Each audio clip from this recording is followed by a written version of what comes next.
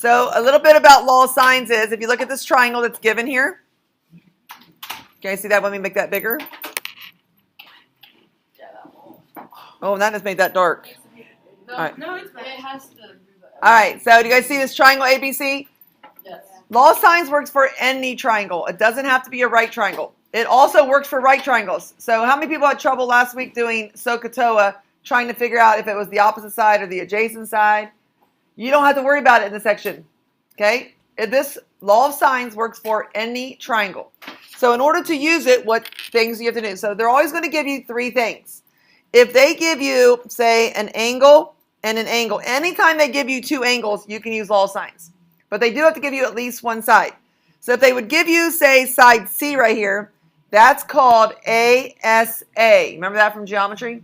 If they give you this one right here, if the side's in the middle, it means it's included. See how it's kind of like the peanut butter in the bread? You got bread, peanut butter, bread. That's angle, side, angle.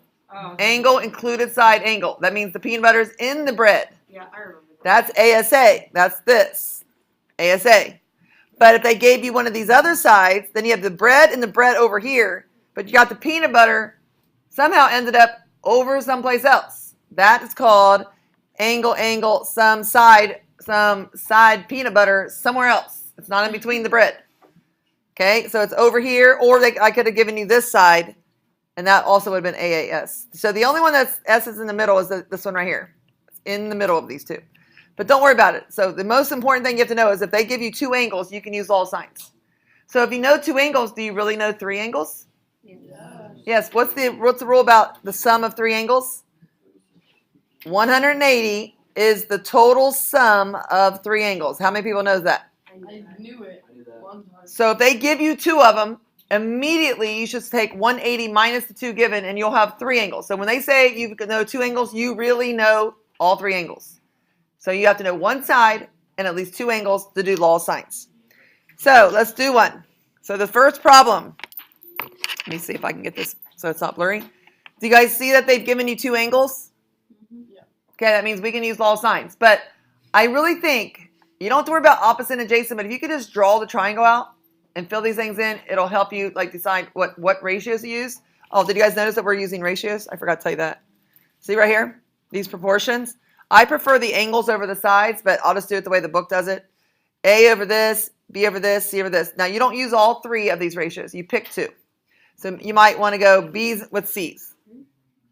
Or you can do A's with B's. Or A's with C's, but you don't do all three ratios at the same time.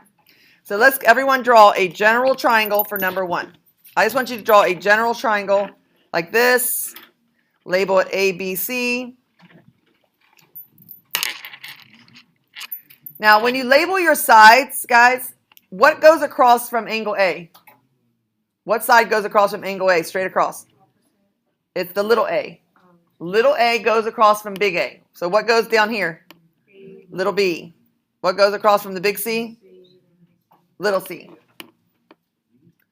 So what was given in this problem? Big A. Big A. So let's fill that in right here. 33 degrees. 33 degrees. And then big B, or angle B. 105 degrees. Please, please, please use degrees when you write angles. It's going to help you in the end, so you don't solve for the wrong thing. And then what's the other thing they gave you? Little B. Little b, which is over here, 37.9. Now you're going to notice, well, don't even tell me that. Wait a minute. First things first. Solve for the third angle first. Find your third angle first. So the first thing we're going to do, guys, is find third angle, and that third angle is C. So angle C is equal to 180 42. minus 33 minus 105. And Casey, what'd you get for that? Did you guys all hear that on the video? Casey said, He's now, did you hear that? He's just now getting his calculator out. I'm blasting Casey 42.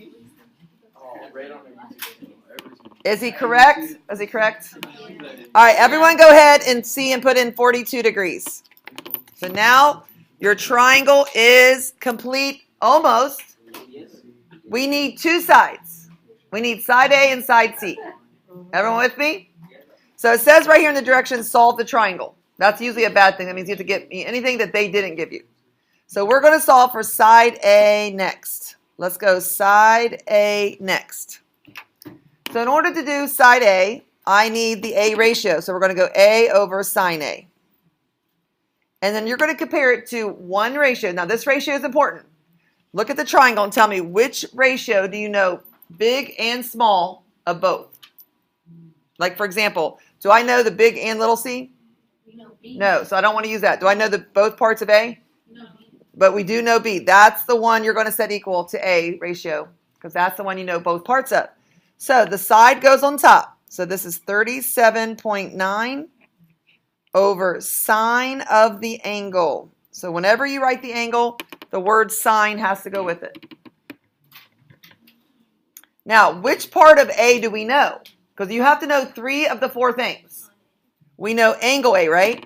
So we're angle A. Let's cross off A and write in 33 degrees. So that's going to be sine of 33 instead of sine of A because we know A is 33 degrees. So do we know 3 things? So now we're going to cross multiply. So here's a little lesson on cross multiplying. Always multiply the 2 that are across from one another. That doesn't have a variable. Which 2 do not have a variable if you cross multiply?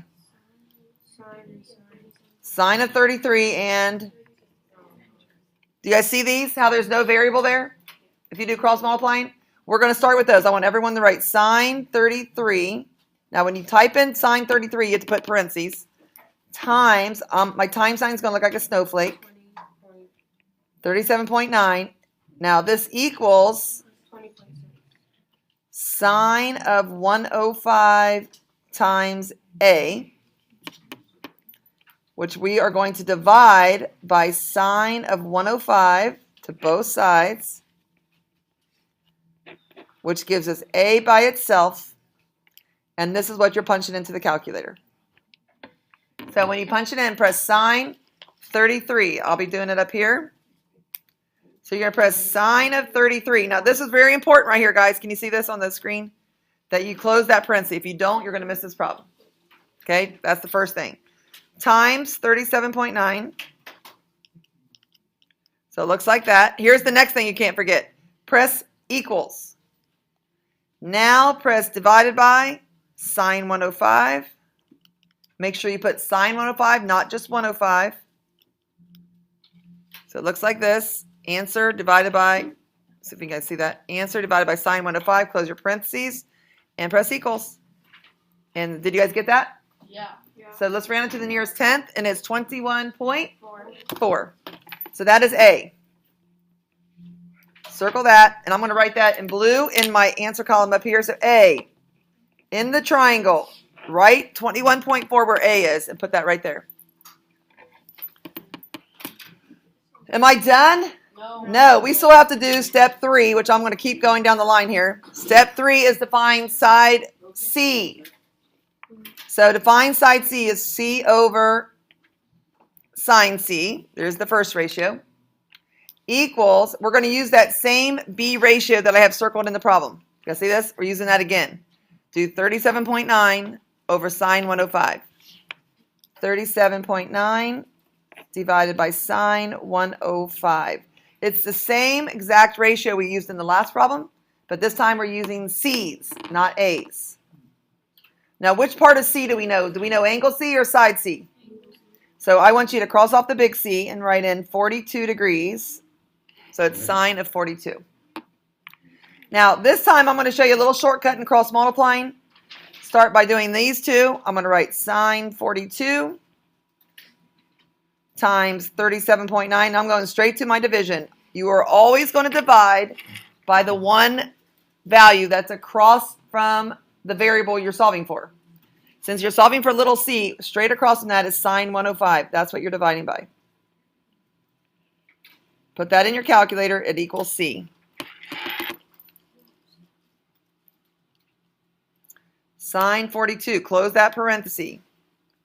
Times 37.9 equals divided by sine 105. And this one is 26.3. 26.3. At this time, if anyone is not getting these answers, will you come up here right now so I can see what you're doing wrong before we move on? What do you guys think about that one? 26.3. That's kind of hard to see. Wait a minute. What just happened to this thing? Something just happened to my video. Oh, there we go. 26.3. You guys understand? If you maybe missed something on that one, maybe you'll pick it up on this one. Okay? I think we're going to make this one a little easier. They give us side C. Let's just solve for one side this time. I don't want to do this double time. You guys want to solve for side A or B? Which one do you guys want to do? Side A or side B? B. I don't care. I heard B first. We're going side B this time. Okay, so we're only going to do one side this time. So let's draw our triangle, A, B, C, and fill in what we know. So little a, or big A, is 40. There's a coyote outside. Big B is 59, and little c is 14. Just so you guys know, this is ASA, angle, included side angle. Do you guys see that? So the first thing we're going to do is find angle C. No matter what, always find the third angle first.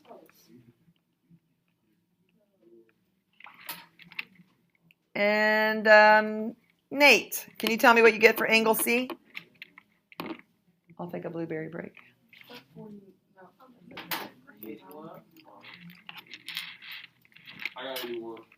You guys agree that's 81? Yeah. All right, let's go ahead and fill that in. 81. Circle it. That's one of the ones we just found. I didn't ask for it, but without that, you can't get the other one right. Okay, step 2. We are solving for which side did I say? B. B. So let's put a B in here. Which ratio do you know both parts of? Both angle and opposite side. Which one do you know? C.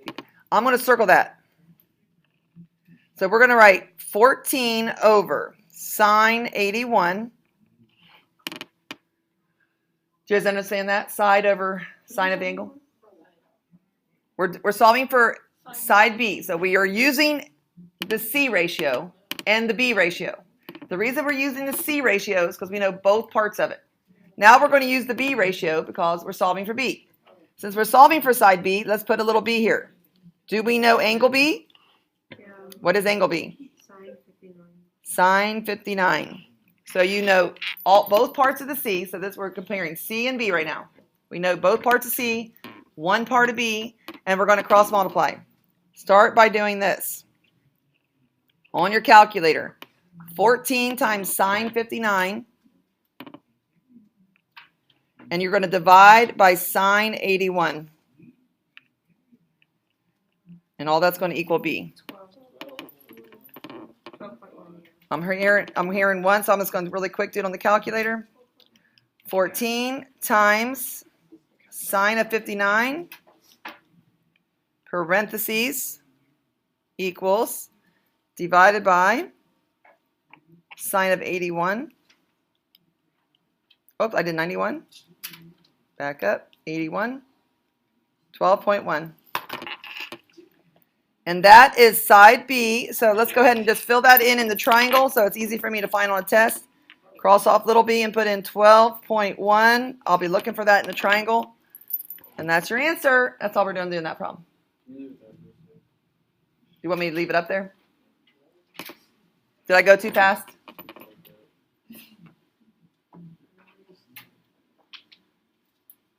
We did 14 on the calculator. We did 14 times sine 59.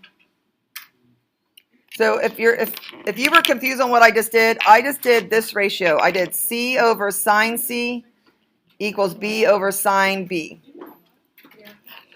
That's the ratio I did. C over sine C equals B over sine B. And I filled them in down here. I need to take very thorough notes because we have a test.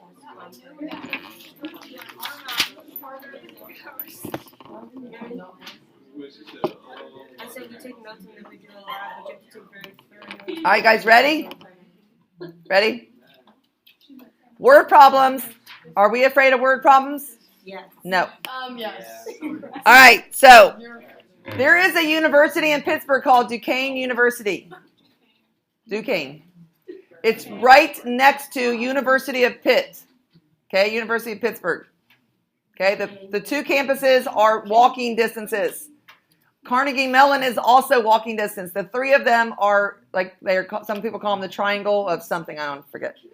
But they're like all walking distance from each other. They're all wonderful universities. But the thing about Pittsburgh is it's very hilly. Lots of hills. If you live on, like, go to class, your dorm may be at the top of a hill that if you tried to walk it, you'd be exhausted. So a lot of people take buses back up, or they have these like scooters because it's exhausting to walk back and forth. So by Duquesne, there is a over almost 3 football field length cable that takes students up this hill. Okay, you get on? You guys listening? Yes. This is real life. So basically, there is this little right triangle, but we don't really care about the right triangle. This is the cable. Do you guys see the cable? There is a 30-degree angle of elevation to the top. But this is not where someone gets on. They get on the cable car about 100 feet away from that cable. Okay, they enter it 100 feet. So there's 100 feet. So there's this separate little triangle. I'm going to try to redraw. That looks like this. This triangle right here is this one right here. This triangle right here, I'm going to draw over here because it's a little bit bigger. Okay. Okay, so this right here is 30. The 30 is on the outside of the triangle. Can anyone first tell me what this angle is right here? It's a big angle. Who knows what a straight angle is? What's the degrees of a straight line? 180. So if this part right here is 30 and it's outside the triangle, what's the triangle angle inside the triangle? What's 180 minus 30? 150. Oh, yeah. 150. So this is an obtuse angle. That's 150. That is not given to you. That is not given to you. But they did give you the 30. That's on the inside. Now they also gave you a 26.8. The 26.8 is this is you. This is you get in line for the cable car.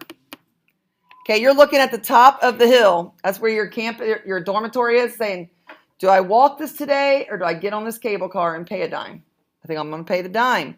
So you're looking, your angle of elevation is 26.8. That angle goes inside, but it's so big, I can't do it. So they do this little arrow. See that little arrow? That's what they're doing in this picture. This is 26.8. So can anyone tell me right now what that angle at the top of the hill is when they're looking down?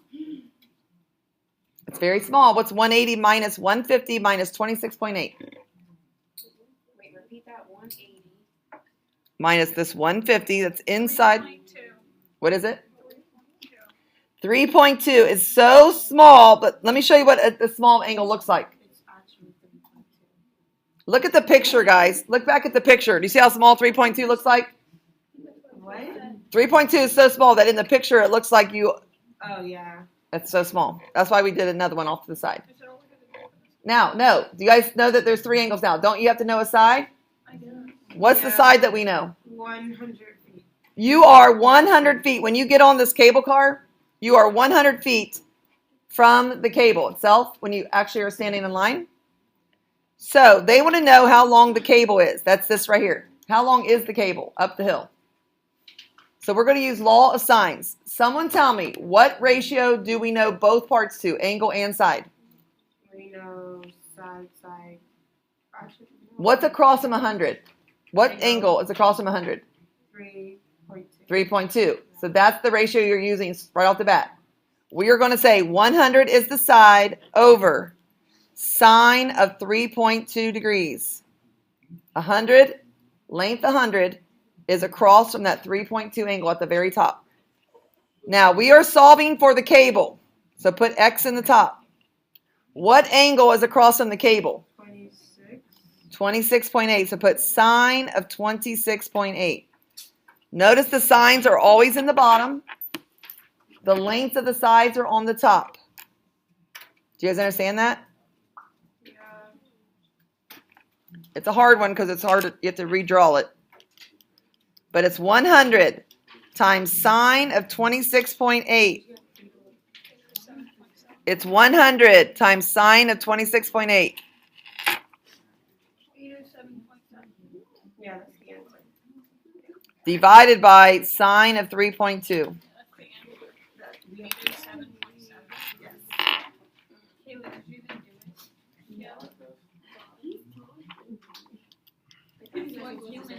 Miss Roberts, you should talk in your accent. Yeah, talk in your accent. It's so funny. It's 807.7 feet long. Now, if you guys would Google search the Duquesne cable car length, it's going to say 800, but it's actually 807. Whoa. They just rounded it. Wow, why would They're they wrong, do that? they're They're wrong and you're right. Why are you talking? The only thing that could be off is because this angle, 26.8, is a rounded answer. So that might be set you off, and this 3.2 is going to be a rounded answer. That's the only reason that you're not going to be right on what Google search says, because they gave us a rounded decimal. Okay, last problem. We are going to be pilots. I don't know if that's a good idea. I don't know if I can do it today. You can do it today. Come on. It can be okay. You can do whatever accent you want. Any accent. Yeah. I don't know if I can do it today. I'm not feeling it. You gotta give her some food. She'll be feeling it. Here is you, the pilot. No, that's not a good one. That's good. It sounds good. We are going up to Michigan. This is our course. I'm not talking an accent. I can't do it. I'm not feeling it today. So you're supposed to fly to Michigan in a plane. Okay? However, storms are coming. Storms are coming. And it says that you're going to veer off 13 degrees off course so you can avoid a storm. Pilots do this every day. I was just on a flight the other day and they said, there's a storm coming ahead, so we're going to head a little bit northeast to avoid that so that you don't have a rocky road, land, whatever. So they were telling us this stuff. So they're going to go about 13 degrees off course. So that 13 degrees is about like this. So for about 80 miles, you guys are going to go 13 degrees off course. Put a little 13 degrees in here. This says 13 degrees. If you can't read it, that says 13 degrees. And you're going to go this far. You're going to veer off for about 80 miles. After you pass the storm, you're going to head back to the direction of Michigan, where you were supposed to go to start with. And we're going to call that X.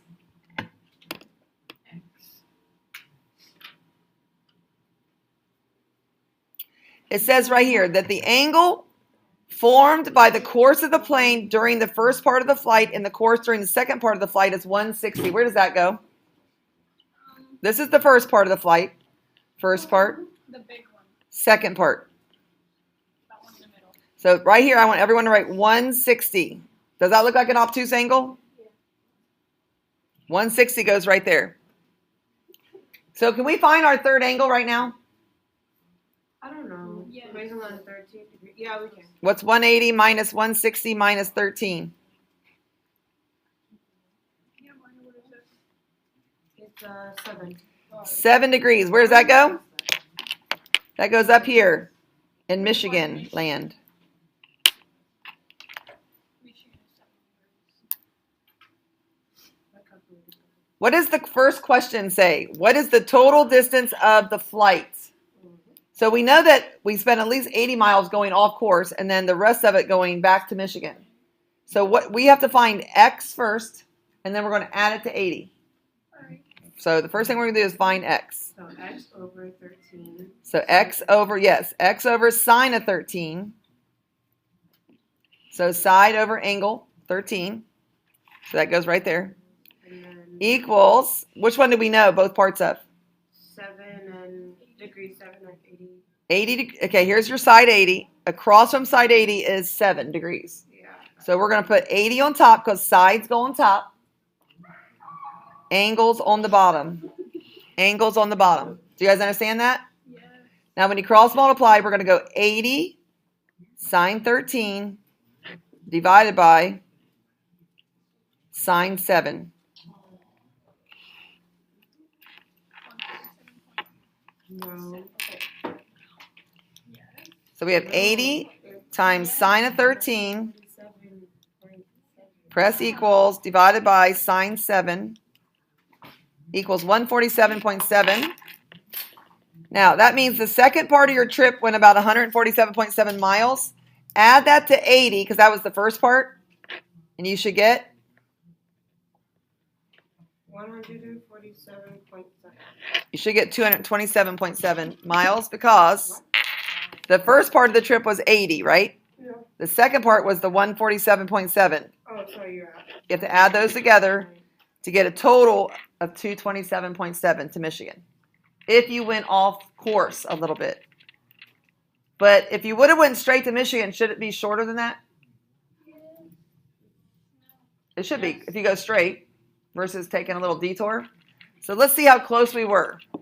So question B says, now, what would the distance of the direct flight to Michigan have been? Let's call that Y. Everyone call this Y. This is direct flight right here. The direct flight is this piece right here, guys. That's direct flight to Michigan. We're going to call that side Y. What side is across from Y? What angle is across from Y? 160. Do you guys see that? So write Y over sine 160. Now, which ratio did we know in the last problem? The 80 and sine. You can even go up to your problem. It's this one right here. We knew both parts, 80 over sine 7. Yeah. So we're going to use that again. And cross multiply. 80 times sine 160 divided by the 1 across from the variable, which is sine 7. 224.5. You guys said 224 what? Now, that's not that much different than the one that we took off course, right? You're only about 3.2 miles difference. And pilots can make that up. They just speed up. So time-wise, it's still going to be the same. Can you speed in an airplane? Yes, you can. You can definitely accelerate in a plane to make Can you up. get arrested? Can you get arrested? Nope. You can, there's no air police Then why don't they go faster? because they don't want to blow up the plane and the engine. Plus, It's fun. when you go faster, it takes more gas. Yeah, King.